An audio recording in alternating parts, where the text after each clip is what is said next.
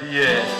And that is why this morning we are saying, thank you. Receive glory, receive praise, because you are our God. For this we pray, believing and trusting in Jesus' name. Amen. Amen. Can we give a clap to the Lord in Jesus' name?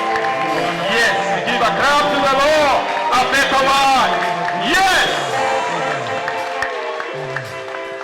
Today we are going to share the word of the Lord. Siku ya leo tutashiriki neno la Mungu.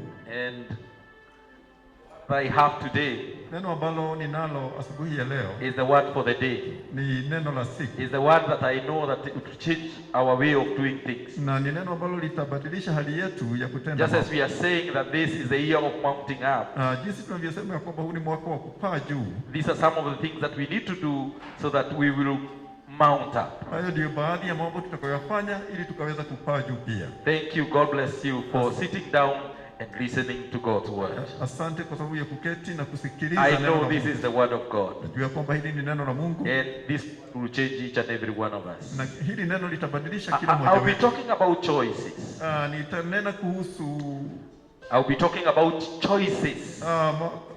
Choices. Chaguo.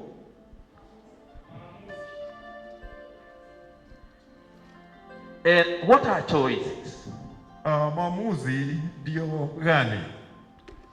It is an act of choosing between two or more possibilities.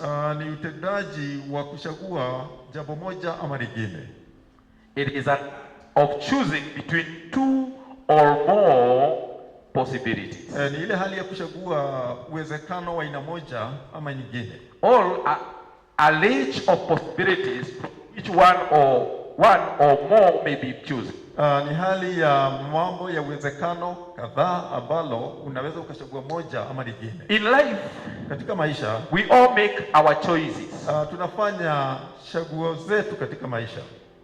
And when we make choices, tunapofanya haya maamuzi, or there are choices that are given to us, ama kuna baadhi ya maamuzi ambayo tunapewa, and after the choices are there, na baada ya haya maamuzi kuwa pale, then we choose. Sasa tunachagua the direction, we choose what we want.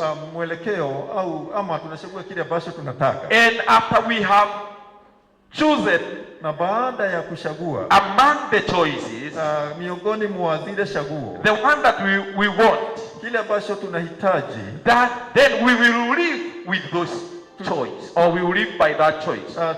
Tunaishi kulingana na chaguo zetu, or we will be able to see the result of what we have chosen. Tunaweza kuona matokeo ya mambo ambayo tumeweza kuyachagua. You need to make your choices. Labda unaweza fanya chaguo lako, you, wewe, and me, na mimi pia. We have an opportunity to make choices. Tuna fursa ya kuchagua in this life. Katika maisha haya we have choices of life and death. Tuna hali ya kuchagua maisha au kifo. Remember, there was one time that they were told in the Bible. Kuna wakati mmoja walielezwa katika Biblia. Choose today. Chagua leo. Life or death. Kuishi ama kufa. Today, siku ya leo, we have to choose Jesus or the devil. Tunaweza tukamchagua Yesu au shetani. We have to choose heaven or hell. Tunaweza tukachagua mbinguni au kuzimu. And I want to say that choices can be influenced. Ningetaka kusema kwamba chaguo linaweza or your choice can be influenced. Hali yako ya kuchagua inaweza ikaelekezwa by others. Na wengine. So we got to be very careful when we are given choices what we are going to choose.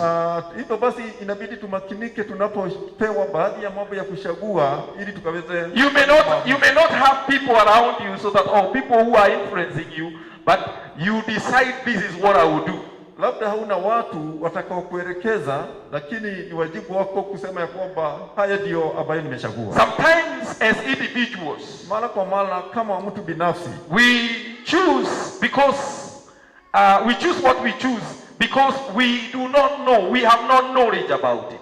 Tunachagua kile ambacho tumechagua kwa sababu hatuna hekima ama hali ya kuelewa kile ambacho tunahitajika kuchagua. Or we choose because we have knowledge of what we are choosing.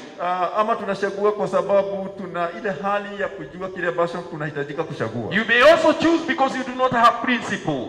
Unaweza ukachagua kwa sababu hauna kanuni. There are people who are not principled.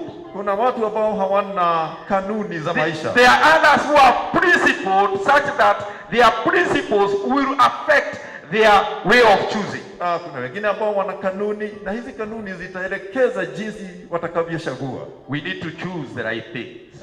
Hivyo basi tunahitajika kuchagua mambo yafaayo. I want to say this. Ningetaka kusema haya. God, Mungu, will accomplish his mission. Atamalizia maono ama kazi yake despite your choice. Bila kuhesabu ama bila kulenga kile ambacho wewe mwenyewe umechagua. Because he has given you choices. Kwa sababu amekupa. Or you have choices, or you have things to choose. Ama amekupa baadhi ya mambo ili ukaweze kuchagua. And I want to say this. Na ningetaka kusema haya. As a principle. Kama mwenye kanuni. God will accomplish. Mungu atafanya his mission, kazi yake. Despite your choice or your choice. Bila kuangalia jinsi ambavyo wewe umechagua. And I want us to look at one example. Ningetaka tutazame mojawapo ya mifano moja. In the book of Jonah chapter number 1 and verses 3. Yona ya kwanza kutoka mstari wa kwanza mpaka mstari wa 3. We get this man called Jonah. Tunamuona huyu ndugu Yona. He had choices. Alikuwa na maamuzi ama mambo ambayo angechagua miongoni mwake. And he chose. Na akachagua. And I want us to learn a few things concerning this man. Na ningetaka tujifunze baadhi ya mambo kumhusu huyu jamaa. And at the end of the day we will learn a few things from this life of this man Jonah. Na tunapotamatisha tutaweza kuwa tumejifunza mambo kadhaa kumhusu Yona. I'll read from my Bible. Nitasoma kutoka kwa Biblia yangu. In Jonah chapter 1 and verses 3. Yona mlango wa kwanza mstari wa 3. You can follow. Unaweza ukafuata. But Jonah got up and went into the opposite direction to get away from the Lord. Naye Yona kaamuka kaenda upande tofauti na yule ambaye alikuwa He went to the port of Joppa and he found a ship leaving for Tarshish. He bought a ticket. I want you to note that he bought a ticket and he went aboard hoping to escape from the Lord by sailing to Tarshish. I want to say that this is a story that we all know. Ningetaka kusema kwamba hii ni hadithi ambayo sote tunaijua. And we know Jonah was one of the prophets. Tunamjua Yona kama mmoja wa manabii. And being one of the prophets, na akiwa nabii, a prophet at that time was being chosen by God. If you study a bit, na kama ungeweza kusoma zaidi, you will discover that Jonah was one of the students, the people that had gone through the school prophet that was started or begun by this man called Elijah and Elisha. Utaweza kujua na kuona ya kwamba Yona alikuwa mojawapo ya mwanafunzi wa chuo ambacho kilikuwa kimeanzishwa na Elia. And prophets, manabii, are messengers. Kazi yao ni kupeleka ujumbe. And one of the things that a prophet has to do, na kazi moja ambayo mjumbe alikuwa anahitajika or was to do, ambayo alikuwa anahitajika kufanya, is to pass a message. Ni kupeleka ujumbe. And the message was either a message of warning people, ujumbe ungelikuwa ni ujumbe wa kupelekea watu, or a message of something that is about to happen. Ama ujumbe wa mambo ambayo yangelifanyika. A message of warning people so that they can turn to God. Na ujumbe kwa watu ili wakaweze kumgeukia Bwana. And Jonah was one of the prophets that was sent by God. Na Yona alikuwa mojawapo ya manabii ambaye alitumwa na Mungu. He was given a mission. Alipewa kazi. And the mission was to go to Nineveh. Na kazi ilikuwa enda Nineveh. And take God's message to the Ninevites. Ukapeleke ujumbe wa Mungu kwa watu wa Nineveh. So that the people of Nineveh may repent. Ili watu wa Nineveh wakaweze kutubu. So Jonah, hivyo basi Yona knew the Ninevites. Aliwajua watu wa Nineveh. He knew them. aliwajua, he understood them, aliwaelewa, and he knew how they are. na alijua jinsi walivyo. And one of the things that the Ninevites were, Na hali moja ambayo watu wa Nineve walikuwa, it is explained, but not by Jonah, but Nahum. imeelezwa na sio na Yona, lakini na Nahumu. Nahum is the one who expresses who Ninevites were. Nahumu anaelezea jinsi watu wa Nineve walivyokuwa. So Jonah knew how these people were. Na Yona alijua jinsi watu wa They Nineve were cruel people. walikuwa watu wakatili. And one of the things that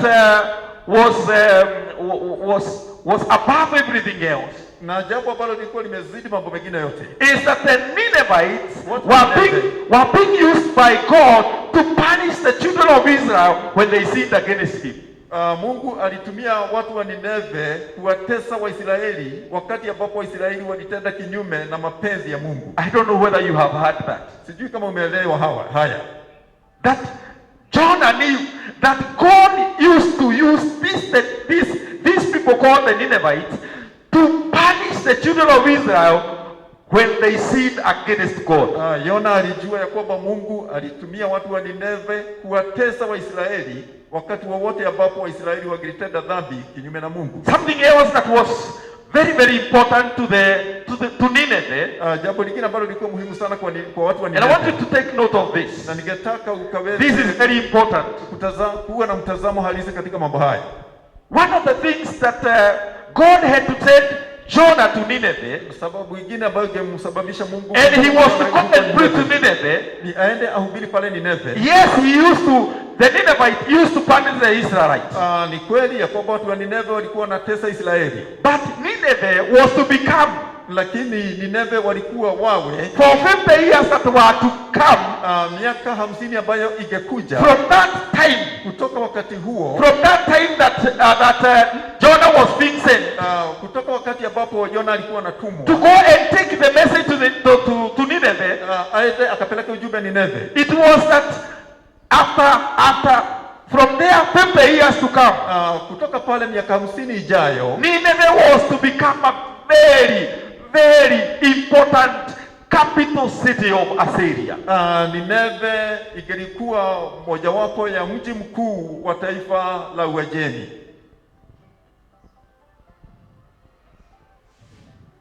which was to become the world power during Jonah's time, ambaye ingekuwa mojawapo ya taifa lenye nguvu zaidi katika siku zile za Yona. I have talked about Assyrians. Nimenena kuhusu Wasyria, and this kingdom have been talked about, the Assyrian kingdom.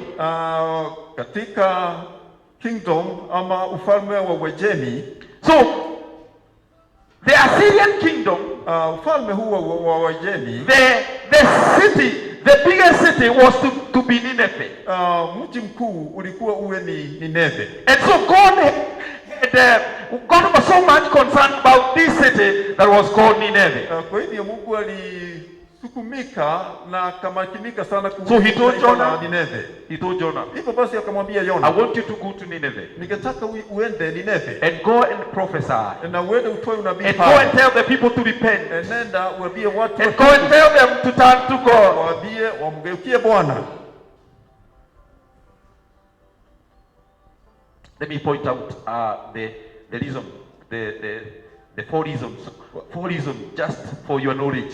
Nitataja sababu 4 ili ukaweze kujua.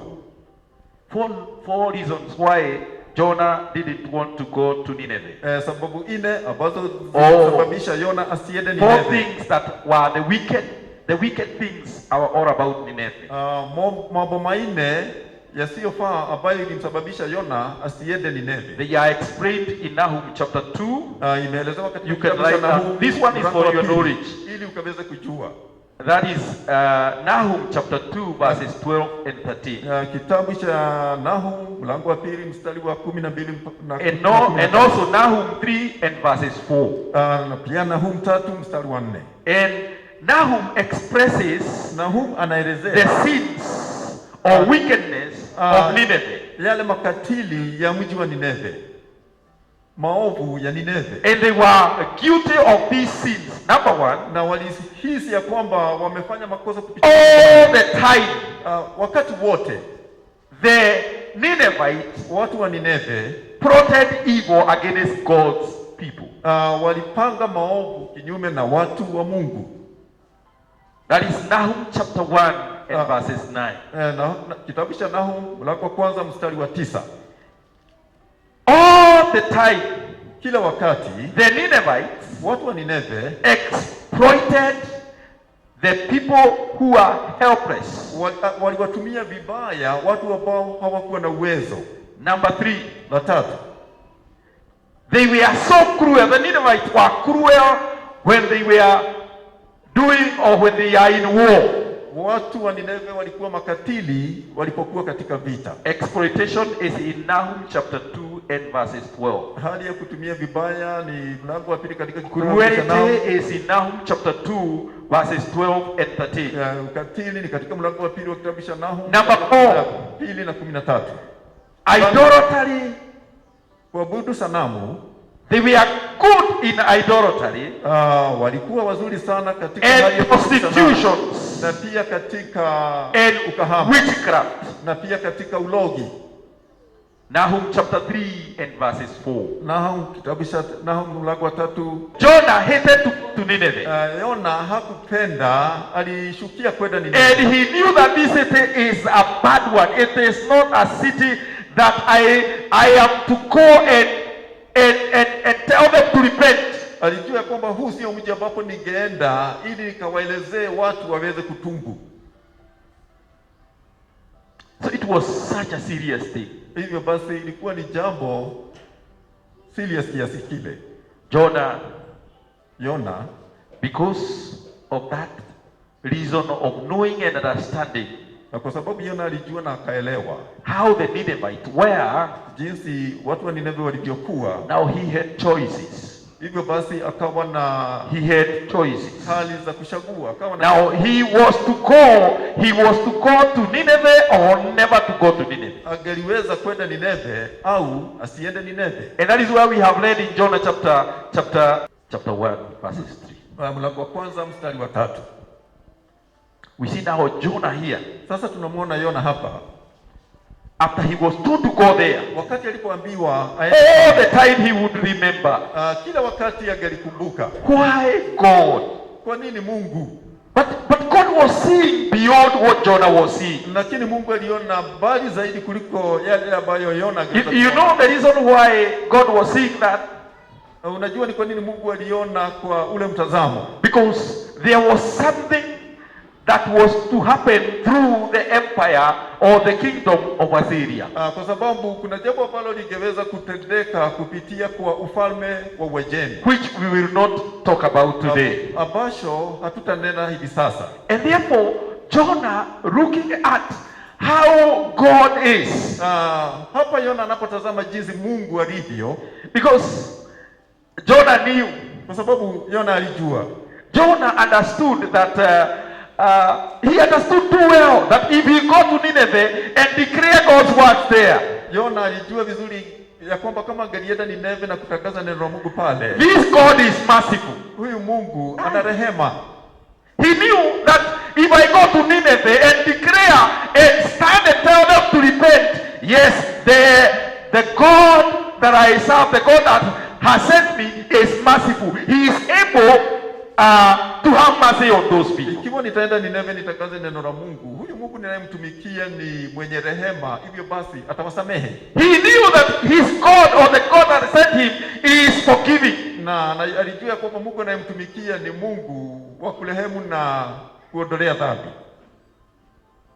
He also understood, pia alielewa, that this God is the creator of every person and he is patient with all, with everyone. Na akajua kwamba huyu Mungu ni muumba wa kila mwanadamu, na hivyo basi ana saburi na kila mtu. So he decided, hivyo basi akaamua, rather than going there, badala ya kwenda pale, he chose, akachagua, to go, kuenda to the port, katika kiziwa. there are a few things I want you to see here. Kuna baadhi ya mambo ambayo ningetaka ukaweze kutazama The hapa. Bible says, but Jonah, you see now, but Jonah got up and went into the opposite direction to get away from the Lord. Na Biblia hapa inasema kwamba Yona akaamka na kaenda kwa mwelekeo tofauti na ule ambao Mungu alimuita. Let me ask this question. Wacha niulize swali hili. And I'll ask you, and I do not want you to answer me. Just as I ask, and then I also will not give you my answer. Nitakuuliza, sitakutarajia unijibu, nami sitakueleza pia. How many times God has spoken to you? Ni mara ngapi ambazo Mungu amekunenea? How many times that God has told you to do something? Ni mara ngapi Mungu amekueleza ufanye jambo? How many times Ni mara ngapi did God tell you to do this? Mungu amekueleza tenda haya, And then you have decided no. na wewe umeamua hapana. It is not God speaking. Sio Mungu anayenena. No, I can't hear.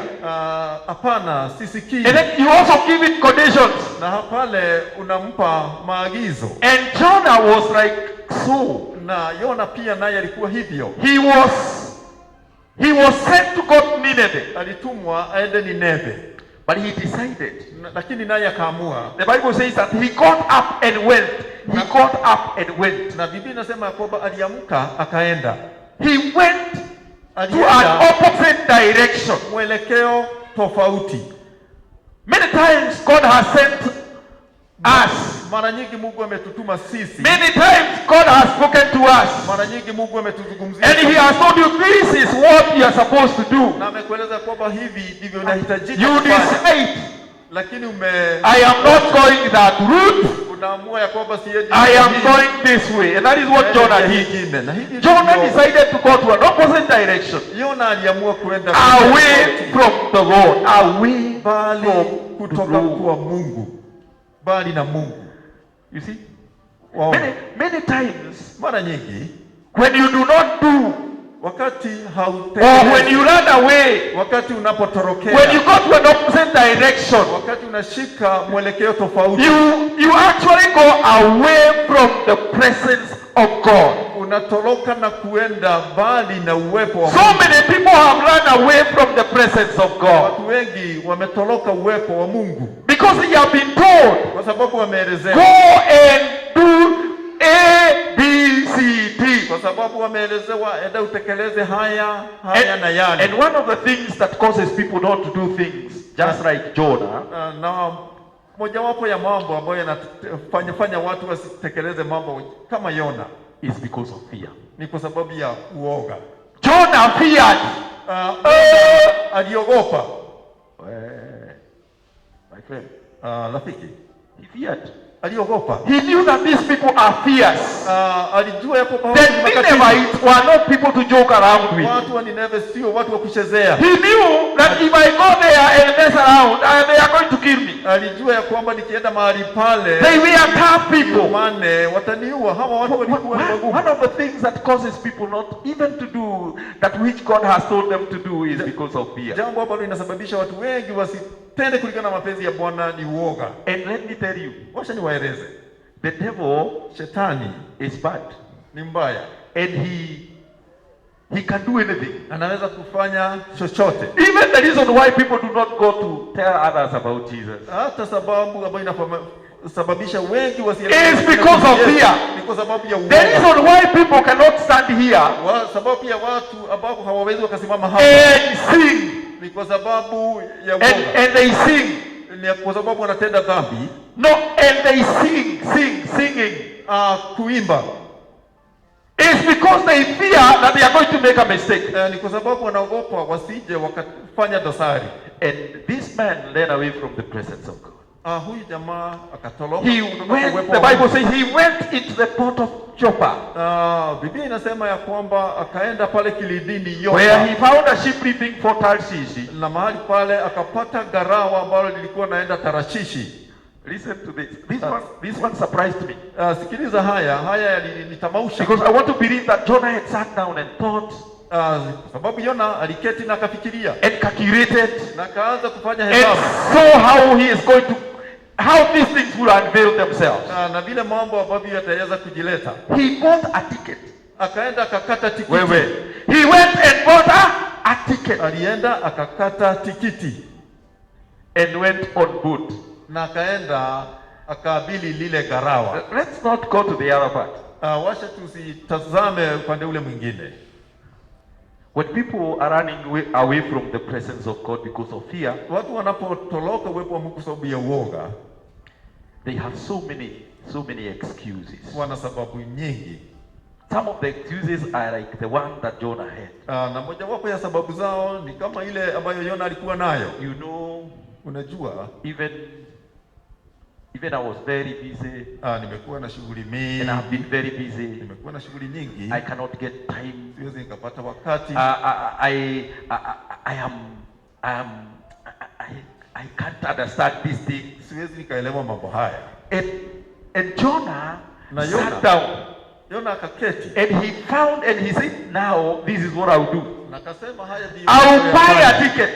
And he went and bought a ticket. Akaenda akakata tikiti. Because he wanted to run away from the presence of God. Na ni kwa sababu anataka kutoroka uwepo wa Mungu. How many times have you run away from the presence of God? Ni nyakati ngapi ambazo umeutoroka uwepo wa Mungu? Let me give you an example of one time. Nikupe mfano.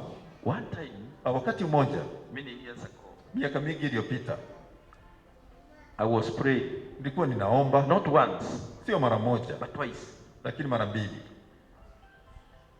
The third time I didn't run away. Mara ya tatu sikutoroka.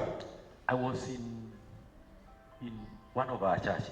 Na nilikuwa katika mojawapo ya makanisa yetu. That time it was the headquarter. Wakati huo ilikuwa ni makao makuu of the Deliverance Church in Isili. Ya kanisa la ukombozi kwa Isili. I would spend hours and nights. Hivyo basi ningeweza kutumia siku na nyakati nikiomba. One time, I'm talking about now the present. Sasa nanena kuhusu uwepo. So I was praying. Na nilipokuwa nikiomba, and I prayed. Ninaomba. Then I had a presence of God coming down. Nikahisi uwepo wa Mungu akiteremka. And when the presence of God came down, na wakati uwepo wa Mungu alipoteremka, I would not stand. Singeweza kusimama. I ran away. Nikatoroka from the church. I went out. Nikatoka nje. And when I went out, nilipotoka nje, I met the soldier. Nikakutana na askari ama wale. This is what the soldier told me. You know, sometimes you can run away from the presence of God. Unajua wakati mwingine unaweza ukatoroka kutoka uwepo wa Mungu. I wondered who told him I have run away from the presence of God. Nani aliyemwambia kwamba ninatoroka? So I know ipo basi nilijua what it means. When we are talking about the presence of God, tunaponena kuhusu uwepo wa Mungu. The second time, wakati wa mara ya pili, I also was praying. Nilikuwa ninaomba. And I had the presence of God. Na nikahisi uwepo wa Mungu. I could not stand. Singeweza kusimama. And then I ran away. Hivyo basi tena nikatoroka. The last time I did not run away. Mara ya tatu sikutoroka. Let me say this. Acha niseme haya. Sometimes, wakati mwingine, sometimes, mara kwa mara, we may run away. Tunaweza tukatoroka. Maybe you have run away like the way I ran away. Labda umewahi toroka jinsi ambavyo nilitoroka. Jonah ran away. Yona akatoroka. But God had to accomplish his mission. Lakini Mungu ilimbidi amalize. God had to accomplish mission. Lazima Mungu angeimaliza kazi yake. So the last time, let me share this. Mara ya tatu ninaposhiriki haya, I had the presence of God. Nikahisi uwepo wa Mungu. And then God spoke to me clearly. Na Mungu akaninenea kwa wepesi. Clearly. And after that I wrote. I have that. Kinanganaga na nikaweza kunakili. I have that Bible in my office. Nina Biblia katika ofisi yangu. I've written it. Even the date. Even the date. What God spoke to me. Mambo ambayo Mungu alininenea. And I can see them even now. Na mambo yale ninaweza nikayaona hata sasa. What am I saying? Ninasema nini? You can run away from the presence of God. Unaweza ukatoroka uwepo. You can run away from the task, the work that God has given you. Unaweza ukatoroka kazi ambayo Mungu amekupa. But lakini ikiwa, I'm saying ikiwa if God would or is willing or is there to accomplish a certain mission through you, even if you run away, you will still do that which God has called you to do. Ikiwa Mungu amepanga kutekeleza kazi yake kupitia kwako, na hata kama utatoroka, ni lazima utatumika kufanya ile kazi. I am saying all about choices. Mimi ninanena kuhusu chaguo. Jonah had choice. Chaguo akawa nazo Yona. And he chose to run away. Na akachagua. And he began to go to Tarshish. Na akaanza kuelekea Tarshishi. You know, if you are with somebody in the house, ikiwa uko na mtu, una mtu katika nyumba who is called, ambaye ameitwa, yeah, who is called by God, ambaye ameitwa na Mungu, one of the things that you discover, mambo ambayo unakuja kugundua, sometimes you not even understand that person.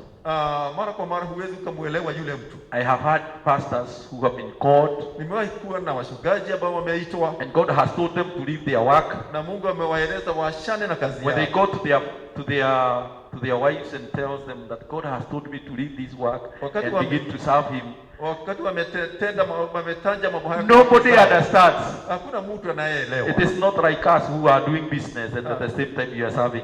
Sio kama sisi ambao tulifanya biashara wakati ule tukimtumikia Mungu. We are given that grace. Tulikuwa tumepewa ile neema. Others are told stop. Wengine walikuwa wanaelezwa and they are told stop doing what you are doing. Walielezwa washa kufanya kile unafanya na uanze kunitumikia. It is like Jonah. Ni kama Yona. If you refuse, ikiwa utakataa, you will go through turbulence. Utaanza kuona mawimbi. Your family will go through many storms. Jamii yako itapitia kwa taabu nyingi. Because after Jonah ran away, kwa sababu baada ya Yona and he boarded a ship to go to Tarshish, na kukata tikiti ya merikebu, because he chose to run away, kwa sababu aliamua, he chose to disobey, aliamua rather than to obey, badala ya kutii. Hallelujah. Hallelujah. Have you obeyed what God has told you to do? Umetenda yale ambayo Mungu amekueleza utende. What has the Lord told you to do? Je, Mungu amekuamulisha kufanya nini? What has the Lord told us to do? Mungu ametuuliza as individuals, what has God spoken to you? Kama mtu binafsi, Mungu amekueleza ufanye nini? Have you obeyed? Je, umetii? Or you're just saying hapana? Or maybe you have disobeyed. Umeamua kutotii. This is the worst thing that we can do. Hili ndilo jambo baya zaidi ambalo tunaweza kufanya. Disobey. Kutotii, kukataa kutii. So Jonah chose to disobey. And he began to go to Tarshish. Hivyo basi Yona kaamua kutotii, and he brought a lot of trouble. He brought a lot of trouble. Na akaleta trouble to the people. Kwa watu. Hallelujah. Hallelujah. The ship was about to capsize. Ile galawa karibu iagamie katika maji. Just because of Jonah. Kwa sababu ya Yona. Choosing. Hali ya kuchagua. Choosing. Kuchagua tu. You have to choose. Wahitajika inabidi uchague. Because you have choices. Kwa sababu una mambo ya kuchagua. You have to choose the right thing. Unahitajika kuchagua jambo ambalo linafaa. And I want to tell you. Nataka kueleza. After you have chosen.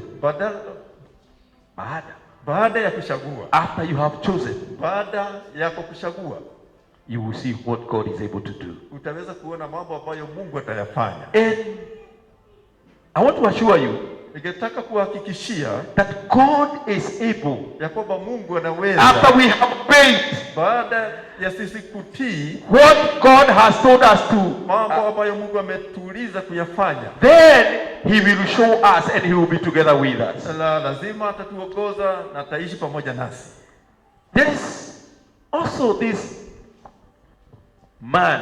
Na pia kuna huyu mtu. Who was brought by his people, I guess. Nafikiri aliletwa na watu wake. Because of time, he was brought by his people. Aliletwa na watu wake. And his name was Bartimaeus. Alikuwa anaitwa Bartimayo.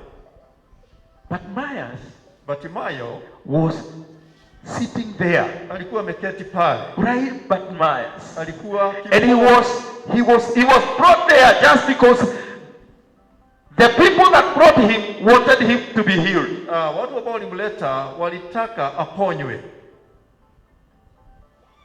And this is what happened. Na hivi ndivyo ilivyofanyika. When he heard that Jesus is coming, wakati alisikia kwamba Yesu anapita, chose to shout. Aliamua kupaza sauti. And he shouted. Akapaza sauti. And he called upon Jesus. Na akaanza kumwitia Yesu, Son of David, mwana wa Daudi. Jesus, Yesu, Son of David, mwana wa Daudi. Listen to what was happening. Sikiliza kile ambacho kilikuwa The kinatendeka. people that were there, Watu ambao walikuwa pale together with Jesus, pamoja na Yesu, they were telling him, walikuwa wanamweleza, keep quiet. Nyamaza. Keep quiet. Nyamaza. Let me say this. Acha niseme haya. You got to choose. Ni lazima uchague. Even when they tell you to stop shouting, hata kama watakueleza unyamaze, you got to know inahitajika ujue what you want in life. Kile ambacho unahitaji katika And maisha. you choose to shout the more. Na uchague kupaza sauti zaidi.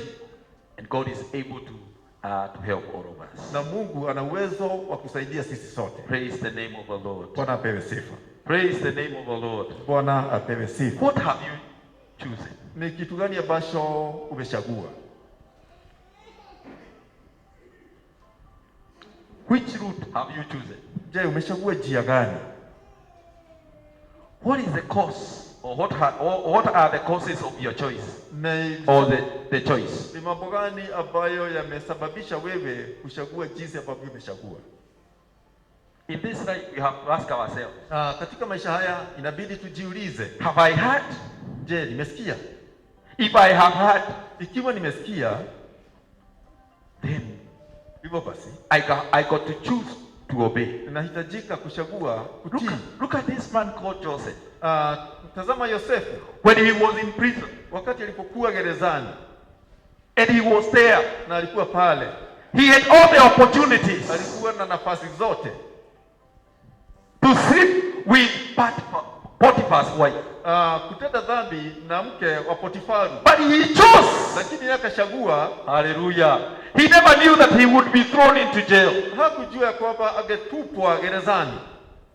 It is good to choose the right thing. Hivyo basi ni vizuri kuchagua jambo ambalo linahitajika. That which is right. Chagua jambo. And when you choose that which is right, unapochagua you will never hautawahi regret.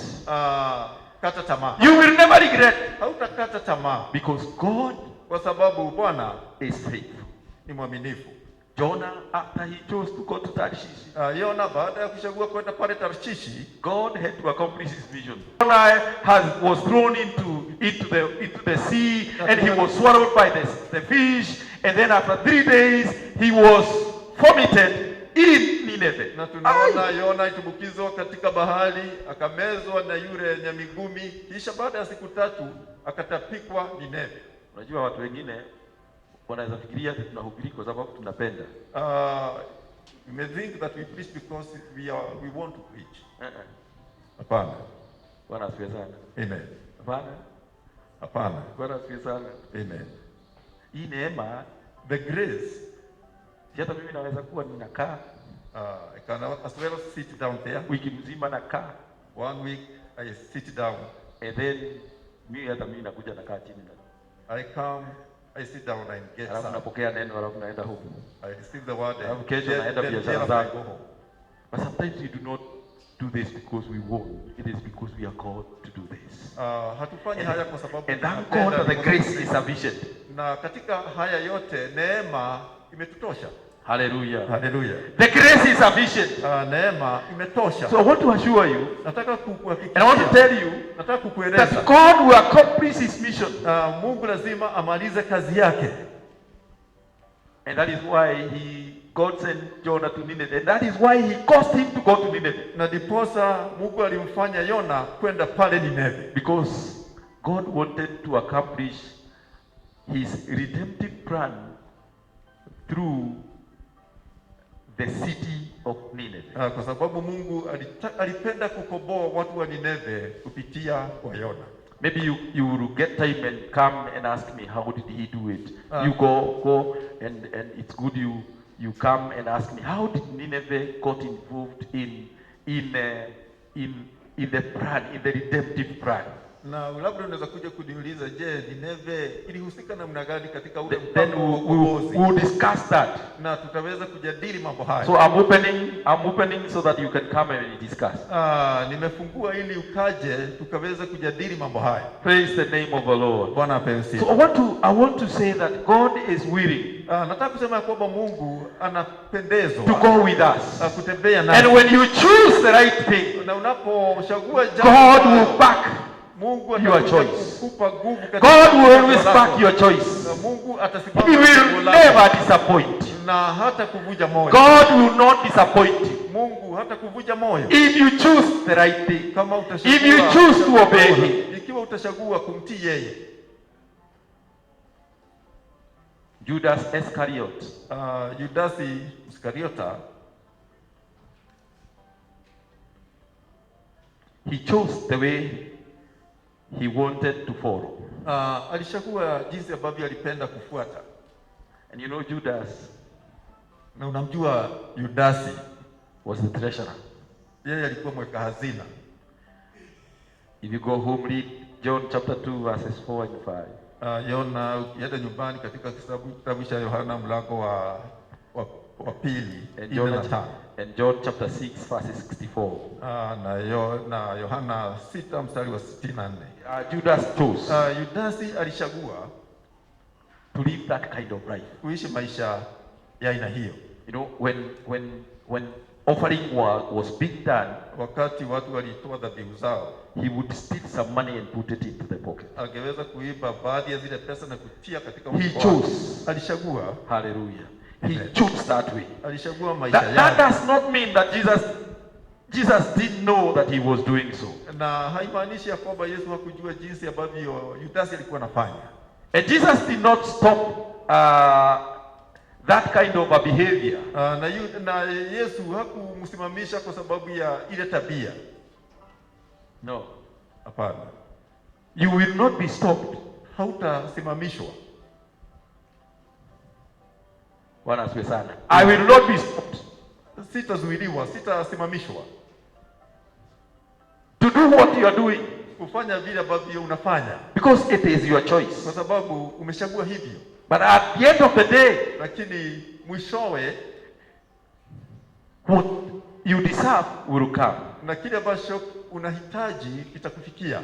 What deserves of what or the kind of action you have done will come. Kile ambacho kinaandamana na mtindo na tabia yako. May the Lord help us. Mungu atusaidie to choose Jesus. Kumchagua Yesu. May the Lord help you. We choose to obey God. We choose to obey His word. We choose to obey the things that we are supposed to obey. And our lives na maisha yetu will never be the same. Itabadilishwa. Your life and my life maisha yako na maisha yangu will be completely changed. Itabadilishwa. Heavenly Father, Mungu wa mbingu, in the name of Jesus, katika jina la Yesu, I've shared your word. Nimeshiriki neno lako as you had brought it to me. Kama vile ambavyo uniletea. About choices. Kuhusu chaguo. And we got to choose. Na unahitajika kuchagua. And Lord, I want to thank you because we are choosing you as our Lord and Savior. Mungu, tunakushukuru kwa sababu tunakuchagua kama Bwana na Mwokozi. We're choosing you. Tunakuchagua wewe so that you may help us. Ili ukatusaidie. You be there with us. Ili ukawe pamoja nasi. We know that you are able. Tunajua kwamba unaweza. We know that you are powerful. Tunajua kwamba uko na nguvu. And we want to thank you. Tunataka kushukuru. And bless your holy name. Na kulibariki jina lako. Help us. Tusaidie. Not to run away from your presence. Tusije tukatoroke uwepo wako. In Jesus' name. Katika jina la Yesu. Do we pray and give thanks. Baba, tunaomba na kushukuru. Amen. Amen. God bless you. Mungu awabariki. Amen. Amen.